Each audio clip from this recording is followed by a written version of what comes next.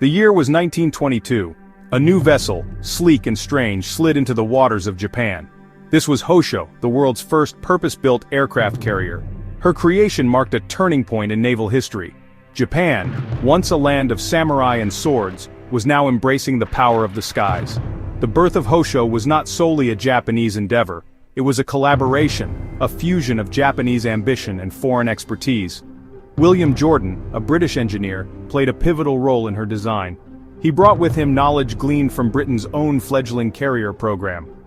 HOSHO was just the beginning. Her construction ignited a passion within the Imperial Japanese Navy. They saw the potential of these floating airfields. Carriers could project power across vast distances. They could strike with a speed and agility that traditional battleships could only dream of.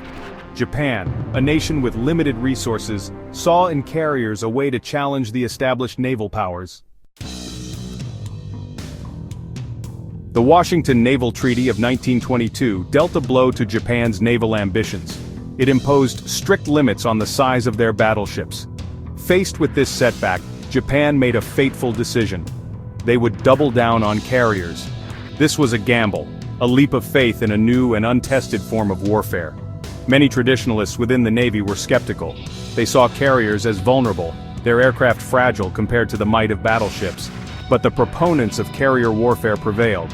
Japan poured resources into developing its carrier force. They trained pilots relentlessly, honing their skills in aerial combat and bombing.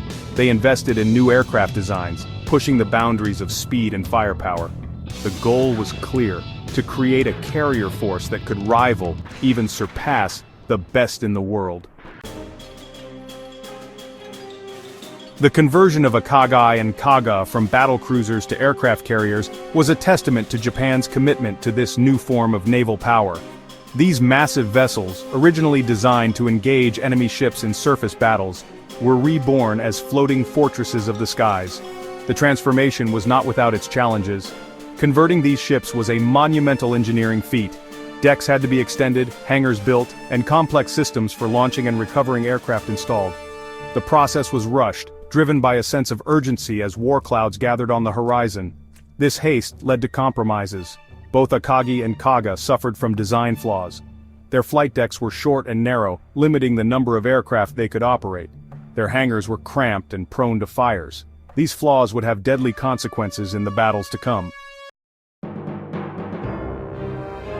The early years of the Pacific War were a proving ground for Japan's carrier force.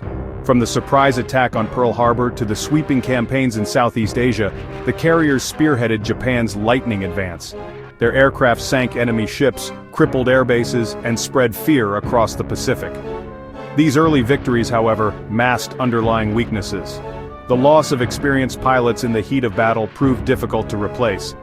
The limitations of the early carrier designs became painfully apparent, yet, amidst the triumphs, valuable lessons were learned. Japan's naval aviators, forged in the crucible of combat, became some of the most skilled in the world. Their tactics, emphasizing aggressive offensive action, were honed to a razor's edge. The stage was set for a clash of titans, a showdown that would decide the fate of the Pacific. Midway, the tide turns. The Battle of Midway in June 1942 marked a turning point in the Pacific War. It was a clash of carrier fleets, a battle that would forever etch itself into naval history.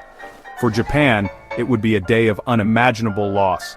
The battle was a chaotic maelstrom of air power. Japanese carriers, caught in the midst of refueling and rearming their aircraft, proved vulnerable to American dive bombers. In a matter of minutes, 3 of Japan's prized carriers, AKAGI, KAGA, and Soryu, were transformed into blazing infernos. The loss of these carriers, and the hundreds of experienced pilots who went down with them, was a devastating blow to Japan. It shattered their aura of invincibility and exposed the fragility of their carrier force. Midway marked the beginning of Japan's long and bloody retreat across the Pacific. The ZUIKAKU's last stand. Despite the crushing defeat at Midway, Japan's carrier force continued to fight with tenacity and skill. Among the surviving carriers, ZUIKAKU, sister ship of the lost SHOKAKU, stood out. She became a symbol of Japanese resilience, fighting in numerous battles and earning the respect of both friend and foe. ZUIKAKU's story, however, is ultimately a tragic one. She fought on against increasingly overwhelming odds. Her air groups were decimated, her escort ships sunk, yet she remained a potent threat, her mere presence enough to tie down American forces. In the end, even ZUIKAKU could not escape the relentless American onslaught. During the Battle of Cape Engano in October 1944, she was caught in a maelstrom of enemy fire. Hit repeatedly by bombs and torpedoes, she finally succumbed, taking with her the last remnants of Japan's once mighty carrier force. A colossus cut short, the tragedy of Shinano. As the war in the Pacific raged on, Japan pinned its hopes on a new breed of supercarrier Shinano. She was a behemoth, the largest carrier ever built at the time, designed to overwhelm the American fleet with sheer size and firepower. Shinano's construction was shrouded in secrecy, a desperate gamble to regain the initiative, but her launch was marred by tragedy. Just 10 days after leaving port, she was sunk by an American submarine. Her massive hull, still incomplete, slipped beneath the waves, taking with her over 1,000 crewmen. Shinano's rapid demise symbolized the futility of Japan's late-war efforts. She was a technological marvel, but she could not alter the course of the war. Her story serves as a reminder that even the most impressive feats of engineering are no match for the unpredictable nature of war. Legacy of the Rising Sun. The story of Japan's aircraft carriers in World War II is a complex tapestry of innovation, courage, and ultimately, tragedy.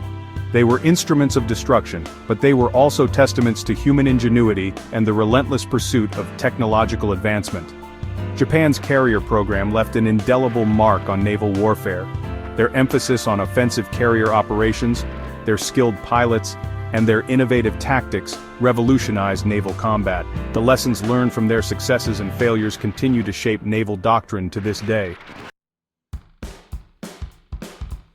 A triumph or a tragedy? Was Japan's carrier program a triumph of innovation or a cautionary tale? The answer is both. They achieved remarkable feats of engineering and naval aviation, but their story is ultimately one of overreach and tragic loss. Japan's gamble on carrier warfare, while initially successful, ultimately contributed to their downfall.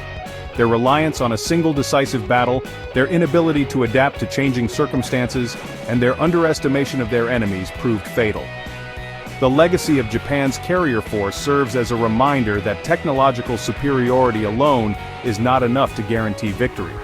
It is a story that continues to fascinate and resonate, a testament to the enduring power of the sea and the human drama that unfolds upon its waves.